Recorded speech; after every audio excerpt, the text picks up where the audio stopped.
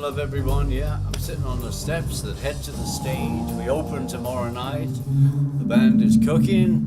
We're still rehearsing, still getting those down, getting a small bit right. And rehearsals, this is what it's all about. Johnny, be good. Johnny, be good. Johnny, be good, yeah. Are we not going to rehearse Colin's song? Ringo Starr recently shared the surprising and funny reason he walked out of one of Elton John's gigs. And he wasn't alone. According to Ringo Starr, he and Elton John's own mother left one of Elton's Wembley Stadium concerts early. The reason? They didn't recognize a single song. Speaking with the Sunday Times, he explained why he has stopped attempting to introduce new tracks during his own gigs. Speaking about John's show that he attended at London's Wembley Stadium, Starr said, "He came on and said, 'I'm only going to do the new album.' Me and his mother left after 3 tracks because we didn't know them." Addressing why he no longer introduces new songs during his shows, the drummer said, "The band sounds great. We have a fun time and we just do it." In the late 90s, I would put in like 2 or 3 from the new album, and you could feel the room empty. It happens to everybody. Ringo's vocals on classics like With a Little Help from My Friends and Yellow Submarine are unforgettable. Even today, those songs are staples in his live performances, continuing to bring joy to fans around the world. Ringo Starr recently announced plans for a special country concert, celebrating his legacy alongside Jack White and Sheryl Crow. It's a tribute to the versatility of his music and the way it continues to inspire across genres. Meanwhile, during a recent interview with Tribune, Elton John spoke about bribing John Lennon out retirement.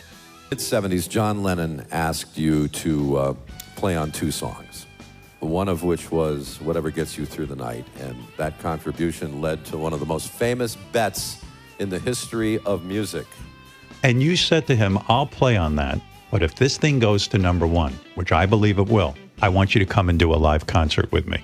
Yeah, but that was the bribe. I mean, I sang on it and I played on it, and then I said, "Listen, if this gets to #1," and he said, no, it's not going to get to #1. And of course, ultimately it did. And by Jove, it did get to #1. And then he had to keep his promise, which he did, at Madison Square Garden in Thanksgiving. And it was one of the most magical moments of my life. Probably, for me, the memory of him coming on stage and getting so much applause. By inviting someone up with us onto stage. And I'm sure he will be no stranger to anybody in the audience when I say it's our great privilege and your great privilege to see and hear Mr. John Lennon.